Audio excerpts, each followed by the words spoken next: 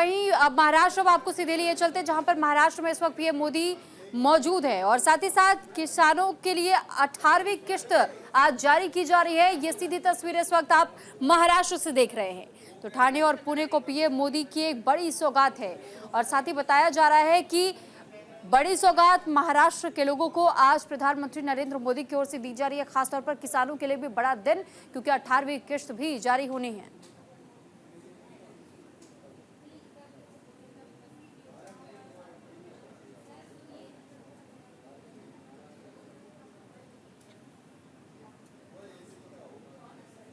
भव्य सभान संपूर्ण देशेती उपस्थित मारगोर भाई याडी भेण जय सेवालाल, जय सेवालाल। महाराष्ट्र के गवर्नर सीपी राधाकृष्णन जी, यहां के लोकप्रिय मुख्यमंत्री एकनाथ शिंदे जी,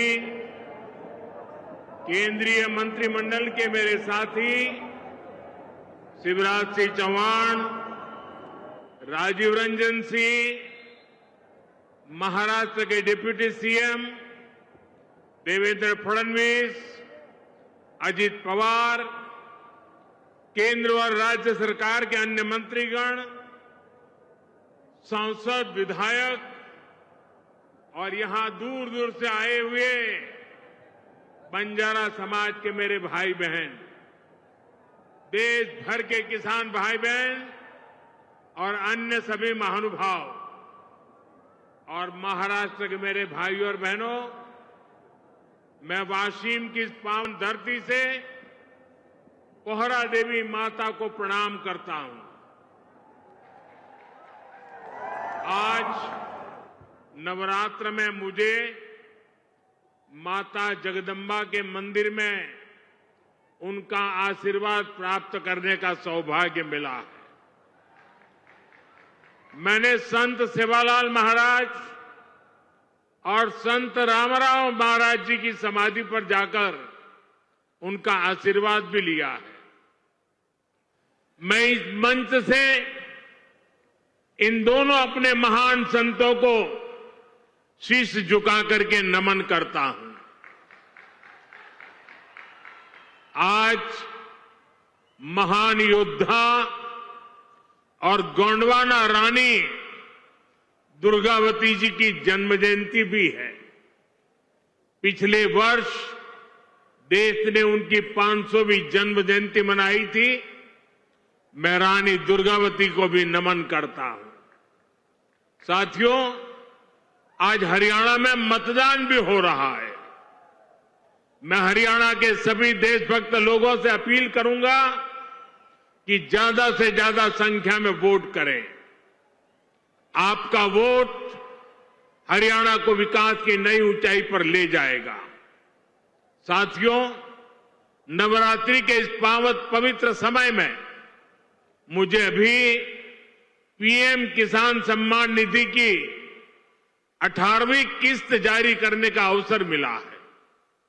देश के 9.5 करोड़ किसानों के खातों में आज 20,000 करोड़ रुपए ट्रांसफर किए गए हैं।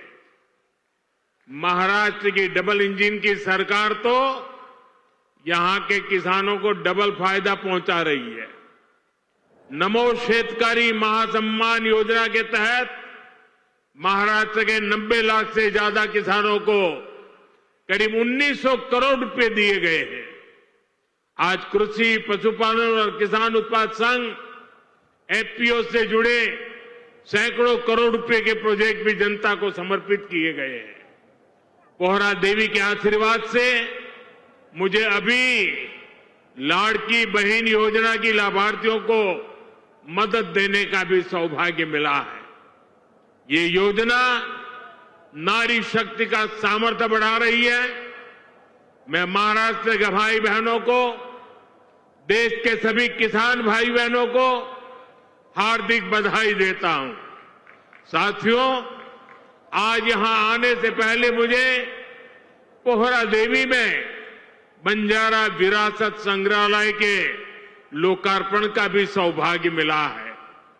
देश की महान बंजारा संस्कृति, इतनी बड़ी विरासत, इतनी प्राचीन परंपरा, ये म्यूजियम देश की नई पीढ़ियों को इनसे परिचित कराएगा। और मैं आप सबसे आग्रह करता हूं, ये जो मंच पर बैठे हैं उनको भी आग्रह करता हूं कि आज जाने से पहले ये बंजारा विरासत संग्रहालय देख करके ही जाना।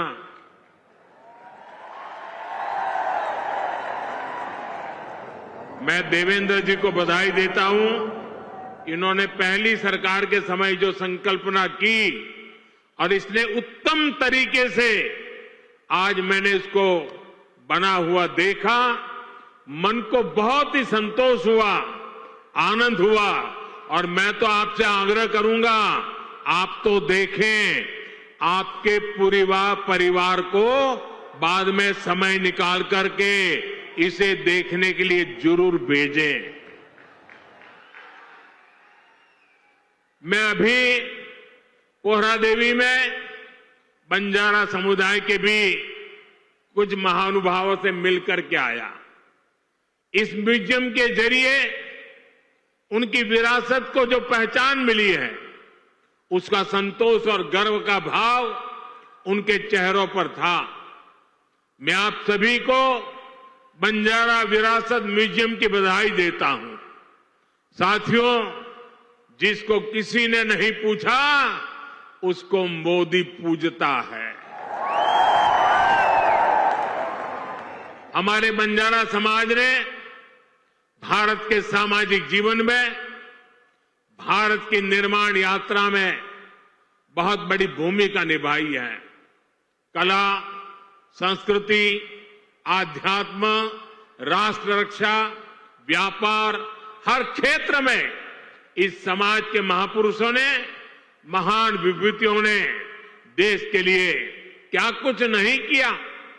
राजा लखी शाह बंजारा, उन्होंने विदेशी शासकों के कितने अत्याचार सहे, उन्होंने समाज की सेवा में अपना जीवन समर्पित कर दिया। संत सेवालाल महाराज, स्वामी हाथीराम जी, संत ईश्वर सिंह बापू जी, संत डॉक्टर रामराव बापू महाराज, संत लक्ष्मण चैतन्य बापू जी, हमारे बंजारा समाज ने ऐसे कितने ही संत दिए जिन्होंने भारत की आध्यात्मिक चेतना को असीम ऊर्जा दी। पीढ़ी दर पीढ़ी, सैकड़ों हजारों वर्ष से समुदाय भारत की संस्कृति और परंपराओं को सहेजता और संवारता आया है।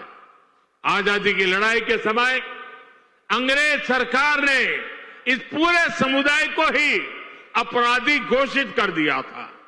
लेकिन भाइयों बहनों, आजादी के बाद ये देश की जिम्मेदारी थी कि बंजारा समाज की चिंता करे, उन्हें सही सम्मान दे।